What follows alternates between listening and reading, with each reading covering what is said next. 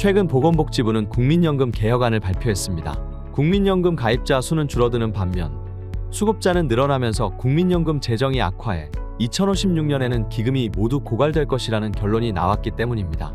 이에 따라 국민연금 보험료율을 13%로 올리고 소득대체율을 42%로 하는 연금 개혁안을 지난 9월 발표했습니다.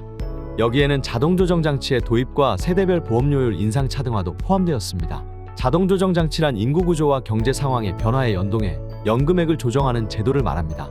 구체적으로 보면 기금 수익률, 기대 수명에 따라 보험료율 및 소득대체율을 자동으로 조정하는 것입니다. 예를 들어 기대 수명이 늘어나는 경우, 출산율이나 경제활동 인구가 줄어드는 경우 보험료율이 높아지거나 소득대체율이 낮아집니다. 이 자동조정장치는 현재 OECD 38개 회원국 중 24개 국가들이 연금개혁과 함께 도입해 운영 중인 것으로 알려져 있습니다. 여기에는 독일, 스웨덴, 미국, 일본 등의 주요국이 포함되어 있습니다. 자동조정장치는 저출생, 고령화 등 빠르게 변하는 사회에 최적화된 방법으로 적자 구조가 심화하지 않고 국민연금이 장기간 지속 가능하도록 하는 방안입니다. 자동조정장치를 도입할 경우 국민연금 기금 소진 시점은 현재 예상되는 2056년보다 최대 32년 뒤인 2088년까지 늦춰집니다.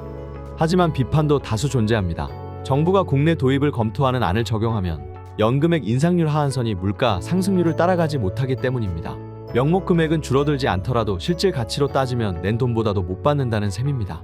이에 대해 주은선 경기대 사회복지학 교수는 소득대체율을 42%로 정하면서 자동조정장치를 도입하면 급여 삭감 효과가 클 것으로 보인다며 특히 고령이 될수록 연금의 삭감이 커서 강력한 급여 삭감 조치가 될 것이라고 비판했습니다. 또한 자동조정장치를 도입한 해외 국가들의 경우 공적연금 제도를 운영한 지 최소 60년이 지난 후에 도입했기 때문에 상대적으로 역사가 짧은 국민연금에 이를 적용하는 것은 시기상조라는 목소리도 나옵니다.